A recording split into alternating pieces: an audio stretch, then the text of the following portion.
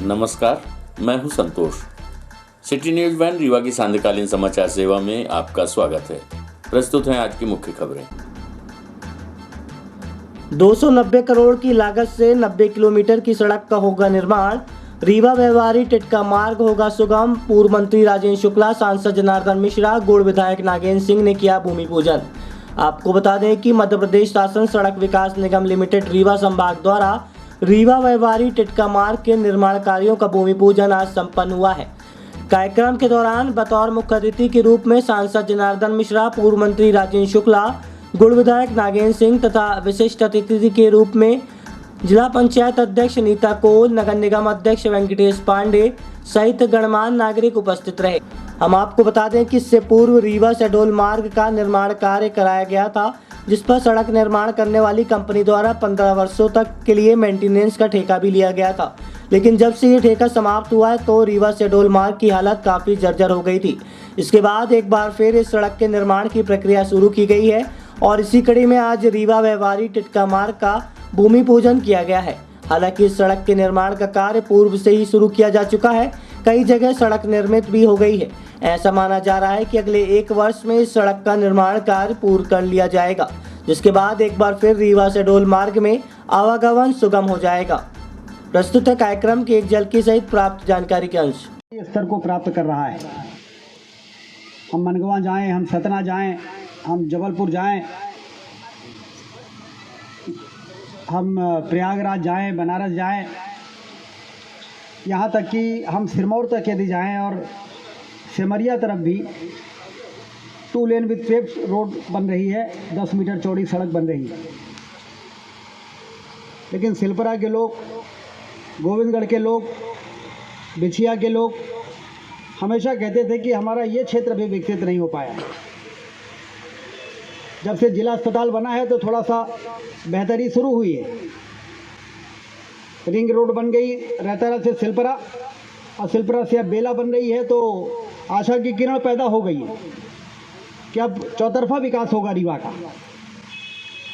लेकिन जहाँ तक इस सड़क की बात थी, ट्रैफिक बढ़ रहा है चारों तरफ से क्योंकि रीवा विकसित हो रहा है।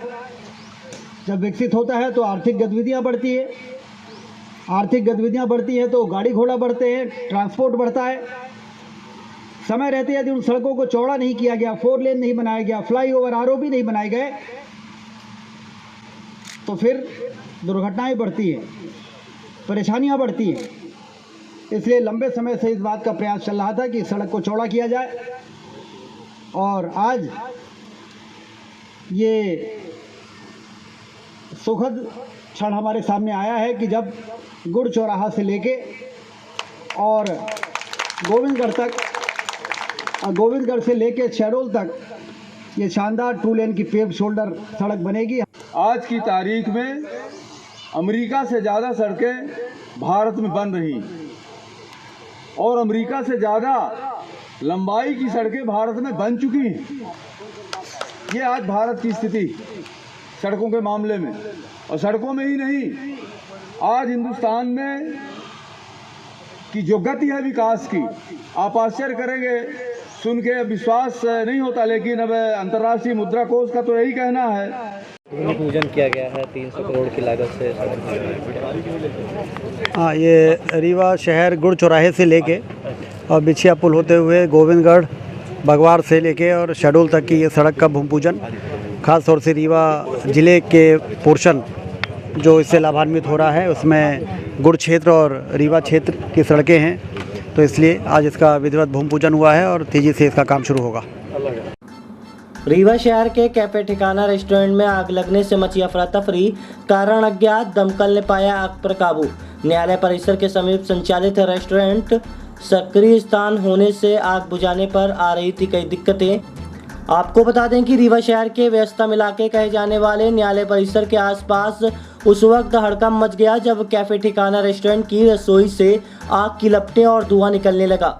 आनन फानन में इसकी सूचना तत्काल सिविल लाइन पुलिस और दमकल की टीम को दी गई। सूचना के तकरीबन आधा घंटे बाद मौके पर पहुंची दमकल ने आग पर काबू पाया। वहीं रेस्टोरेंट के रसोई तक दमकल के पानी की पाइप तक नहीं पहुंच पाई, जिसके चलते आग पर काबू पाने में काफ़ी कड़ी मशक्कत करनी पड़ी। हम आपको बता दें कि ये इलाका सिविल लाइन थाना क्षेत्र के न्यायालय परिसर के बगल का है, जहां आज दोपहर तकरीबन 12 बजे अचानक आग की लपटें उठी और धुआं निकलने लगा, जिसके बाद स्थानीय लोगों ने तत्काल इसकी सूचना पुलिस और दमकल की टीम को दी। आग किन कारणों से लगी है अभी इसका पता नहीं चल पाया है। आग पर काबू पा लिया गया है। रेस्टोरेंट के अंदर अत्यधिक धुआं भरा होने के कारण अभी रसोई तक नहीं पहुंचा जा सका। हम आपको बता दें कि ये कैफे ठिकाना रेस्टोरेंट काफ़ी सक्रिय जगह में है, जिसके चलते आग पर काबू पाने में कड़ी मशक्कत करनी पड़ी है। इस दौरान रेस्टोरेंट के संचालक सूरज मलकानी रेस्टोरेंट के अंदर से धुआं निकालने और आग लगने के कारणों का पता लगाने का प्रयास कर रहे हैं। प्रस्तुत है सिविल लाइन थाना प्रभारी हितेंद्र नाथ शर्मा से प्राप्त जानकारी के अंश। की घटना हुई है, क्या पूरा मामला है? अभी कंट्रोल रूम के माध्यम से सूचना प्राप्त हुई थी कि कैफ़े ठिकाना एक रेस्टोरेंट है, उसमें उसके अंदर किचन तरफ काफ़ी तेज़ धुआं है और आग लगने की संभावना है। सूचना पे तत्काल फायर ब्रिगेड लेकर मौके पर देखा गया है। काफ़ी ज़्यादा धुआं है, आग पर काबू पा लिया गया है और चूँकि धुआं है बहुत अंदर तक अभी नहीं जाया जा पा रहा है, एग्जॉस्ट के माध्यम से धुएँ को बाहर किया जा रहा है। इसके बाद जो अग्रिम और कार्रवाई हो की जाएगी। कोई जान और माल की हानि की कोई ऐसी सूचना भी प्राप्त नहीं हुई है। देखा जा रहा सर, एक ही एग्जिट गेट है जिसकी वजह से पानी और लोग भी नहीं जा पा हाँ, ये सही है कि काफ़ी लंबा है रेस्टोरेंट, अंदर तक अपना फायर ब्रिगेड का पाइप भी नहीं पहुंच पा रहा है। साइड से कुछ व्यवस्थाएं बनाई जा रही हैं जहां से वहां पानी और प्रकाश की व्यवस्था की गई है। किसका ये रेस्टोरेंट कुछ पता चला? अभी बाद में पता करते हैं इसका। रीवा में खुलेआम उड़ाई जा रही आबकारी नियमों की धज्जियां, दुकानों में डिस्प्ले नहीं होता इंस्पेक्टर का नाम और नंबर, शराब दुकान के बाहर ही पीने बैठ जाते हैं सुरा प्रेमी। आपको बता दें कि रीवा जिले में इन दिनों आबकारी विभाग का अमला सोया हुआ है, जिसके कारण शराब दुकानों में धड़ल्ले के साथ आबकारी नियमों की धज्जियां उड़ाई जा रही है। शराब दुकानों में ना तो आबकारी इंस्पेक्टर का नाम और नंबर डिस्प्ले किया जाता है और ना ही दुकानदार MRP रेट में शराब की बिक्री ही करते हैं। इसके अलावा शराब दुकान के बाहर ही बैठकर सुरा प्रेमी शराब का आनंद लेने में भी मदमस्त रहते हैं, मगर इस और प्रशासनिक अमला किसी भी प्रकार का ध्यान नहीं दे रहा है। दरअसल मध्य प्रदेश सरकार के द्वारा हाल ही में नई आबकारी नीति लागू की गई है, जिसमें MRP से अधिक रेट में शराब की बिक्री करना गैर कानूनी बताया गया है। बावजूद इसके रीवा में डिलीवरी के साथ शराब दुकानदार MRP से अधिक रेट में शराब की बिक्री कर रहे हैं। वहीं हाल ही में लागू किए गए आबकारी नियमों में आहतों को बंद करने का आदेश भी जारी किया गया था, जिसकी वजह से दुकानदारों ने आहते को बंद तो कर दिया, परंतु सुरा प्रेमी शराब दुकान के बाहर बैठकर ही शराब का आनंद लेने में मस्त रहते हैं और उन्हें वहां से हटाने वाला कोई नजर नहीं आता।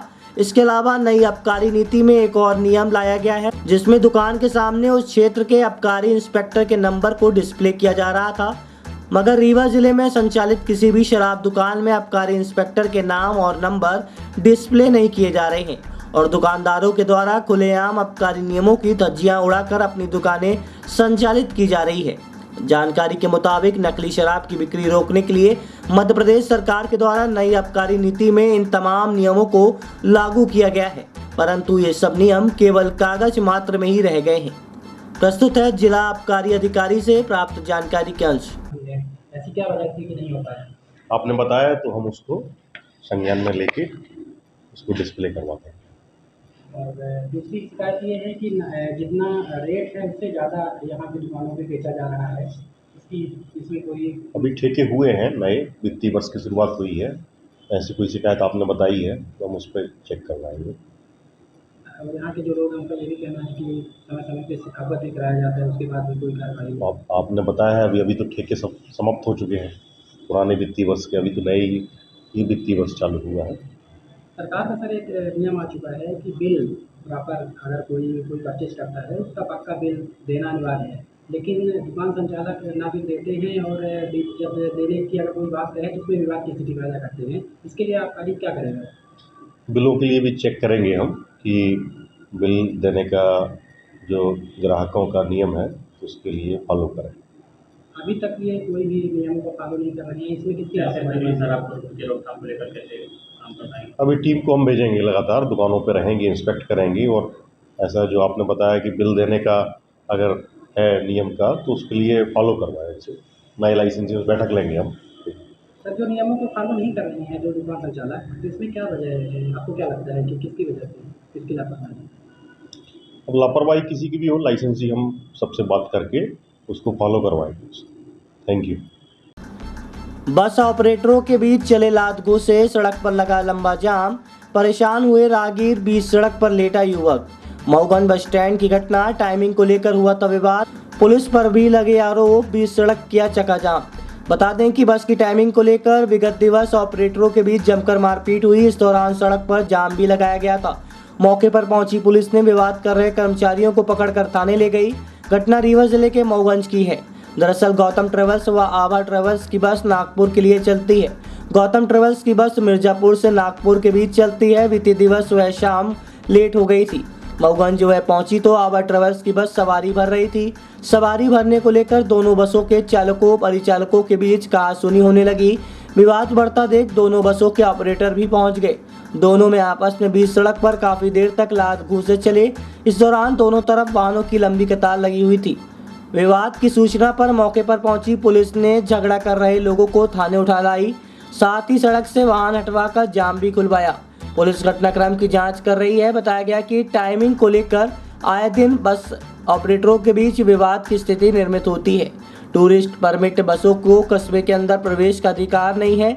उनको नियमानुसार बाईपास से होकर निकलना चाहिए, लेकिन अधिकांश बसें कस्बे के अंदर प्रवेश करती हैं, जिसकी वजह से विवाद की स्थिति निर्मित होती है। प्रस्तुत है एडिशनल एसपी मऊगंज विवेक लाल से प्राप्त जानकारी के अंश।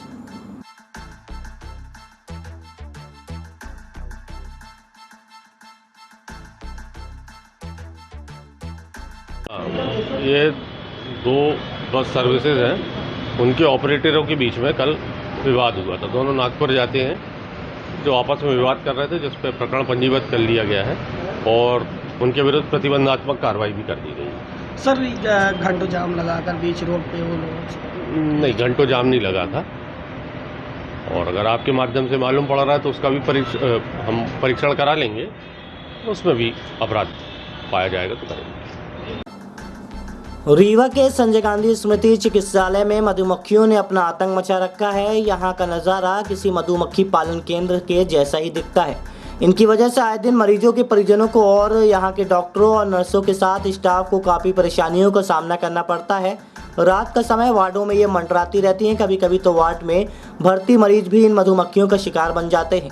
आपको बता दें कि प्रदेश के अस्पतालों में दूसरे नंबर का दर्जा पा चुके विंध्य का 800 बिस्तरों वाला ये संजय गांधी स्मृति चिकित्सालय कहने को तो विंध्य का सबसे बड़ा अस्पताल है। इस अस्पताल में मधुमक्खियों के छत्ते इस कदर हैं, जिसे देखकर ये लगता है कि यह अस्पताल नहीं कोई मधुमक्खी पालन केंद्र है। पिछले कई वर्षों से अस्पताल में इनके छत्ते लगे हैं। प्रबंधन की लापरवाही के चलते एक एक करके सैकड़ों छत्ते अस्पताल की दूसरी, तीसरी और चौथी मंजिल में तैयार हो गए हैं। अब तो यहाँ पर इतने छत्ते हैं कि नज़ारा मधुमक्खी पालन केंद्र की तरह तब्दील हो चुका है। यहाँ पर आए दिन इनका आतंक रहता है। कभी तो ये मरीजों के परिजनों को काट लेती हैं, तो कभी यहाँ पर काम करने वाले कर्मचारियों को इनका आतंक इतना ज़्यादा बढ़ चुका है। ये वार्ड में भर्ती मरीजों को भी नहीं छोड़ती और इन्हें भी अपना शिकार बना लेती हैं। कई बार ये वार्ड में हमला कर चुकी हैं, जिससे मरीजों की जान पे बन चुकी है। दिन के समय ये मधुमक्खियाँ शांत रहती हैं, लेकिन रात के समय अस्पताल के वार्डों में ये मंडराना शुरू कर देती हैं। इनकी वजह से मरीजों के साथ ही अन्य लोग हमेशा इस डर में रहते हैं कि कहीं ये उन्हें काट न लें। डर तो इस बात का भी है कि जिस तरह से वहाँ मधुमक्खियों के छत्ते हैं और किसी ने इन्हें छेड़ दिया तो ये अपना कितना तांडव मचाएंगी, इसका अंदाज़ा लगाया जा सकता है। संजय गांधी स्मृति अस्पताल के दूसरी, तीसरी और चौथी मंजिल में मधुमक्खियों के ज़्यादा छत्ते लगे हुए हैं। पूर्व में अस्पताल प्रबंधन द्वारा छत्ते हटवाने का काम किया गया था, जिसके लिए बाकायदा टेंडर भी निकाला गया था। छत्ते तो निकाले गए, लेकिन पूरी तरह से उसे ख़त्म नहीं किया गया। यही वजह है कि ये छत्ते फिर से बढ़ते गए और काफ़ी संख्या में हो गए हैं। काफ़ी समय से दोबारा इसको हटवाया भी नहीं गया है। यही वजह है कि इनका प्रकोप फिर से एक बार बढ़ रहा है। प्रस्तुत है संजय गांधी अस्पताल के उपाधीक्षक डॉक्टर यत्नेश त्रिपाठी से प्राप्त जानकारी के अंश। सर, ये अस्पताल में मधुमक्खियों का छत्ता है, ऐसा लगता है जैसे पालन केंद्र बन रखा है, इसके लिए क्या? ये बड़े बड़ी बिल्डिंगों पे मधुमक्खियाँ अक्सर छत्ता बना लेती हैं। ये परेशानियाँ सिर्फ हमारी नहीं हैं, सारी बड़ी बिल्डिंगों की हैं। और हम लोग समय समय पे ये जो एक्सपर्ट्स लोग आते हैं, इनकी टीम अपनी अलग चलती है, इनसे बातचीत करके 4-6 महीने में एक बार हम पूरी तरह सफाई करवाते भी रहते हैं। पर मुश्किल ये है कि ये मधुमक्खियाँ जो हैं वो वापस 10-15 दिन में अपनी उन्हीं जगहों पर वापस घर बना लेती हैं। अस्पताल जो है वो संवेदनशील जगह है, वहाँ हम ये नहीं कर सकते कि ऐसा किसी अनएक्सपर्ट हाथ से उसको हटवाएं या किसी ऐसी जगह करवाएं कि वो मधुमक्खियाँ अचानक हमला कर दें और मरीजों के जान सांस में आ जाए।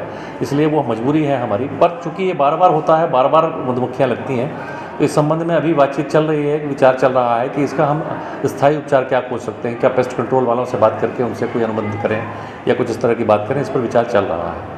कई बार देखा जाता है मरीजों को या चिकित्सक है, कभी नर्स किसी को भी काट लेती हैं, कुछ याद है। सौभाग्य से ऐसी बड़ी घटना नहीं हुई कोई, पर एकाध इक्का दुक्का कभी किसी को काट लें, इसकी संभावना से तो इनकार कर ही नहीं सकते हैं। सही बात है। पूर्व मंत्री एवं वर्तमान विधायक राजेंद्र शुक्ला की प्रेरणा से वृद्धाश्रम में आयोजित हुआ निःशुल्क स्वास्थ्य शिविर, सैकड़ों मरीजों ने लिया स्वास्थ्य लाभ। आपको बता दें कि रीवा में पूर्व मंत्री मध्य प्रदेश शासन राजेंद्र शुक्ला के अथक प्रयासों से इंडिया के टॉप 10 अस्थि रोग विशेषज्ञ डॉक्टर गिरीश मोटवानी के नेतृत्व में वृद्धाश्रम पितामह सदन स्वागत भवन में शिविर का आयोजन किया गया, जिसमें डॉक्टर गिरीश मोटवानी की टीम द्वारा सैकड़ों की तादाद में वृद्धजनों के साथ आए समस्त मरीजों की जांच कर उचित सलाह देकर दवाइयां निःशुल्क वितरित की गई है। इस शिविर का आयोजन भारतीय रेड क्रॉस सोसाइटी के चेयरमैन डॉक्टर प्रभाकर चतुर्वेदी के सहयोग से किया गया। इस शिविर में समस्त आए हुए मरीजों के बीपी, शुगर, ऑक्सीमीटर मशीन द्वारा जांच निःशुल्क की गई है। शिविर में मुख्य रूप से डॉक्टर प्रभाकर चतुर्वेदी, नगर निगम अध्यक्ष वेंकटेश पांडे, डॉक्टर राघवेंद्र सिंह, प्रहलाद सिंह, कमलेश सचदेवा अन्य लोग उपस्थित रहे। प्रस्तुत है भारतीय रेड क्रॉस के चेयरमैन डॉक्टर प्रभाकर चतुर्वेदी से प्राप्त जानकारी के अंश। ये आज निःशुल्क स्वास्थ्य शिविर का आयोजन किया गया था वृद्धाश्रम में, किस तरह का शिविर था और क्या क्या व्यवस्था? हाँ, ये हड्डी और स्पाइन के विशेषज्ञ डॉक्टर मोटवानी जी का नागपुर से आगमन हुआ था। एक विशिष्ट चिकित्सक हैं जो पूरा मध्य भारत है, उस मध्य भारत में अकेले एक ऐसे चिकित्सक हैं, उसके सर्जन हैं और विशेषज्ञ हैं। वृद्धाश्रम भारतीय रेड क्रॉस सोसाइटी और खुशी फाउंडेशन की ओर से इसका आयोजन था। हमारे क्षेत्र में बहुत ऐसे निःशक्त, निसहाय और गरीब लोग हैं जो जोड़ों के दर्द, कूल्हों के दर्द और नस और नाड़ियों से संबंधित बीमारियों से पीड़ित हैं। उनमें बहुत खर्च होता है और व्यवस्था में बहुत सारी व्यवधान और कठिनाइयाँ होती हैं। उनके निराकरण के लिए यह शिविर आयोजित किया गया था। हमारे यहाँ से हम कई ऐसे निःशक्त लोग हैं, गरीब लोग हैं जिनको ये बीमारियां हैं और वो किसी कारण से अपना उपचार नहीं करवा पा रहे थे। ऐसे 4 लोगों को चिन्हित किया गया है जिनका ऑपरेशन नागपुर में निःशुल्क विदेशों से आए हुए चिकित्सक और हमारे यहाँ के जो चिकित्सक, ऐसे 40 लोगों की टीम है। वो टीम वो ऑपरेशन करेगी और 100% लोगों को लाभ होगा। इसी भाव के साथ आगे आने वाले समय में भी इस तरह के शिविर हम लगवाते रहेंगे ताकि जो अधिक से अधिक लोग लाभान्वित हो सकें। आज कितने लोग रजिस्ट्रेशन कराएं? हमारे यहाँ भी 250 लोगों का रजिस्ट्रेशन हो चुका था। 150 से 200 तक लोगों के और आने की संभावना है। हम ऐसा मानते हैं कि 500 से ऊपर लोगों को लाभ मिलेगा। मंत्री जी भी पधारे थे। आदरणीय श्री राजेंद्र शुक्ल जी, उनकी प्रेरणा से ये कार्यक्रम संपादित हुआ है, तो उनका भी आगमन हुआ था। आज की खबरों में बस इतना ही। कल हम फिर हाजिर होंगे कुछ नई खबरों के साथ। तब तक के लिए हमें इजाजत दीजिए। नमस्कार।